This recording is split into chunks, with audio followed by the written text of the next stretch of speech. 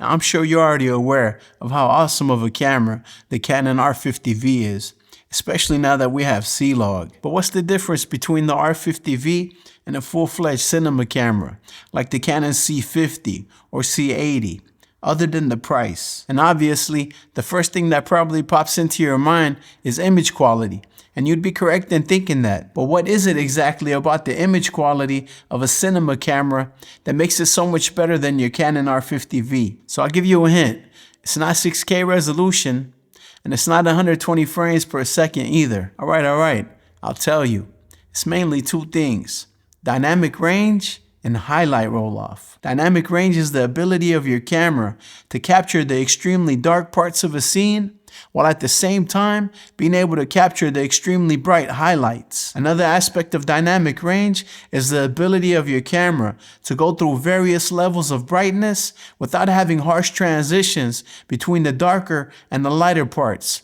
This is what's known as highlight roll-off, and cinema cameras are typically going to have a beautiful highlight roll-off, which makes for very pleasing skin tones, while normal cameras are going to have a harsher roll-off. So those two things are really the main differences between the image quality of your R50V and a real deal cinema camera. But of course, when you spend that kind of money, you get other things as well, like various exposure tools like false color. You get XLR inputs. And while things like that are extremely nice to have, they don't really affect the image quality. And you could get the same results without necessarily having those things. But there is one more thing that most cinema cameras come with that is pretty important, and that's built-in ND filters. And there's a lot of advantages of having internal ND filters as opposed to those screw-on ones that you attach to the front of your lens. And what I'm about to share with you is going to give you all three of those things for your R50V. It's going to give you internal NDs, it's going to boost your dynamic range, and it's going to improve your highlight roll-off. And not only is it going to do all of that, but it's going to do it at a pretty amazing price point.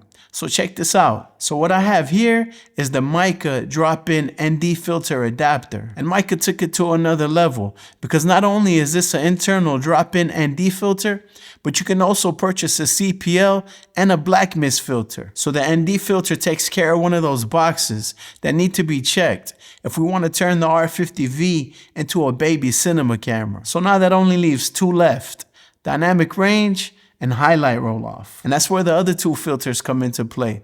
So first, let's discuss the black mist filter, because it's going to do two things. It's going to soften the image and bloom the highlights, which gets rid of that digital look common in most mirrorless cameras and modern day lenses. And this will take the edge off of skin tones, hiding minor imperfections and blemishes, as well as improving the highlight roll-off and overall giving you a more cinematic image. So now that we have all that checked off, the only thing left to do is to boost the dynamic range, and that's where the CPL filter comes in. And it does a few things. Firstly, it reduces unwanted glare off of surfaces and skin tones. And it can also remove reflections off of shiny surfaces like glass and water. And that's why you see so many filmmakers and photographers using CPL filters anytime they're shooting vehicles, buildings, lakes, or anything that has reflective surfaces. But another thing that a CPL filter can do is increase the saturation at times when you're filming the sky, thereby giving you bluer skies. And this is especially useful for Canon footage, because although Canon colors are amazing, they do have a tendency for blown out highlights, especially when filming the sky. And so this is as close as we can get to increasing the dynamic range of the camera. And that's happening by manipulating the light before it hits the sensor. So it's increasing the dynamic range optically as opposed to in camera. So I think you could start to see why this is such an amazing adapter for the Canon R50V. And what's even more amazing is that it's only about $180. And if you want the CPL filter, it's an additional $80. And I think the black mist filter is also around $80. Now, if you were to get all three, it is a significant investment. But keep in mind that it's still cheaper than many screw-on ND filter, CPL filter, and black mist filters, especially considering that you have to buy different filter sizes for your various lenses. And that's the beauty of these drop-in filters, because once you attach it to your camera, you can use it with all of your lenses.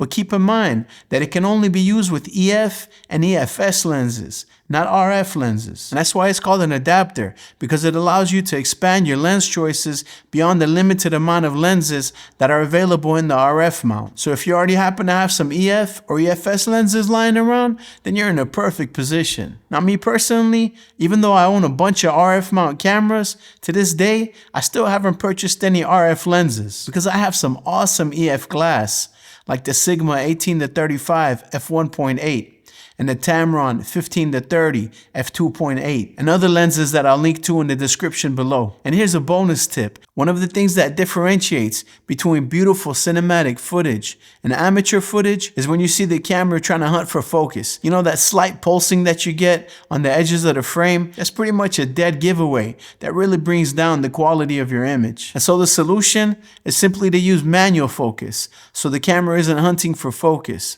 And it's pretty simple, especially once you learn how to use focus peaking.